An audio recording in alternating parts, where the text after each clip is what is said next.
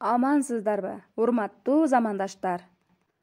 Бүгүнкүнүн дөйшөнү Наватыр агайыбыз Капыр Мадаминовдун өзүн өзү тарбиялоо асыл инсандык сапат китебинен өзүн өзү тарбиялоонун багыттары темасындагы ымала маданиятына өзүн өзү тарбиялоо бөлүгүн сиздер менен тааныштырайын. Адам жашоодо, коомдо башкалар менен мамиледе болуп жашайт. Коомдон, элден бөлүнүп жашоо мүмкүн эмес. Мисалы, бир эле адам үй бүлө мүчөлөрү, бирге окуган, иштеген, жашаган адамдары, коңшулары, алыс жакын туугандары, жетекчилери, эл журт, дос душмандары менен миң түрдүү мамиледе болуп жашайт.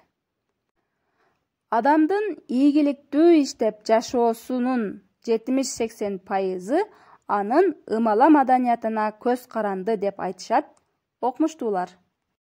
Мына ошол үчүн башкалар менен туура, жемиштүү мамиле кылууга, башкача айтканда, ымала маданиятына өзүн өзү тарбиялоо зарыл.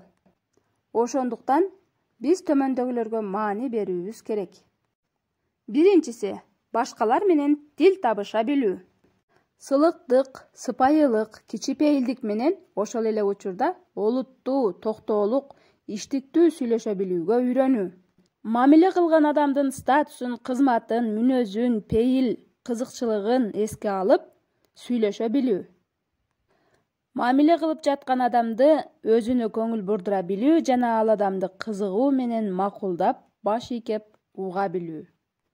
Келишпес, татаал маселе болсо да, дипломатиялык тил менен сүйлөшүп, компромисске барып, мунаса кылып, маселени чече билүү. Башкалар менен мамиледе өзгөчө чоң кызматтагыларга иши түшүп турган адамдарга кошомат кылып, бөйпөңдөп жагынуу да, тирешип бой көтөрүп кекирейүү да туура эмес. Калыс, орто, иштиктүү, бирок жылуу, жумшак мамиледе болуу туура. Башкалар менен мамиледе ызат, урмат башка, кошоматчылык башка экенин унутпоо зарыл. Ымала маданиятында көпчүлүк эл менен, жамаат менен сүйлөшүүнүн да өзгөчөлүктөрүн билүү зарыл. Мында көпчүлүктү, элди сыйлап, кичипейилдик менен сүйлөшүп, аларды да угуп, пикирин эске ала билүү зарыл. Мүмкүн болсо диалог форматында сүйлөшүү жакшы. Бир маселе боюнча сүйлөй турган болсо, негизин бөлүп, ток этерин айтып, чайналып, эзилип сүйлөөдөн сак болуу керек. Өз оюңду айтып бүткөндөн кийин, албетте элдин пикирин дагы угуу туура болот. Ымала маданиятында сизге төмөнкүлөр жардам берет. Акыл билимиңиз, ой өрүшүү кругозоруңуз, сөз байлыгыңыз, адептүү сылыктыгыңыз, олуттуу, иштиктүү жана ошол эле убакта токтоо, сабырдуулугуңуз, терең ички маданиятыңыз.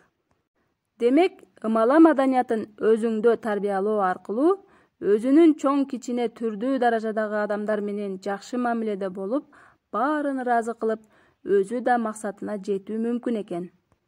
Ымала маданиятында сени менен келишпеген, атаңдаш, кас адамдар менен да кааласак, каалабасак дагы мамиле кылууга туура келип калат кээде. Ошол үчүн алар менен дагы туура мамиледе болуубуз зарыл.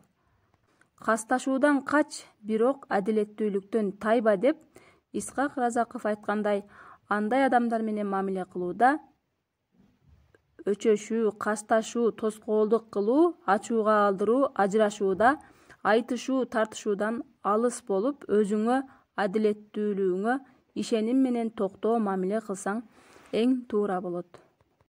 Жакшылыкка жакшылык ар кишинин ишидир, жамандыкка жакшылык эр кишинин ишидир. Демекчи, колдон келсе тоскоолдук, жамандык кылган адамдарга да эгер түпкү зыяны болбосо, жакшылык кылып коюуда эң туура болот. Акылдуу адам касты да, душманды да доско айландырат. Акылсыз досту да душманга айландырат.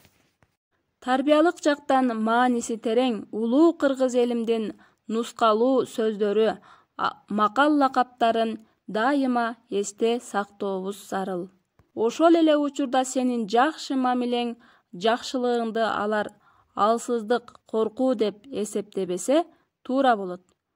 Бул сенин айкөлдүгүң, марттыгың, кечиримдүүлүгүң болсун. Бардык келишпештикти сүйлөшүү, диалог, сабырдуулук, душман таң кала турган далил менен сүйлөшүп четсе эң туура болот, дейт агай. Агайга ден соолук жана ийгилик каалоо менен бүгүнкү темабызды аягына чыгаралы. Сиздер менен мен Жалал Абад облусунун лидерлер мүчөсү Абдикамалова Айпери Оразалиевна болдум. Көңүл бурганыңыздарга чоң рахмат.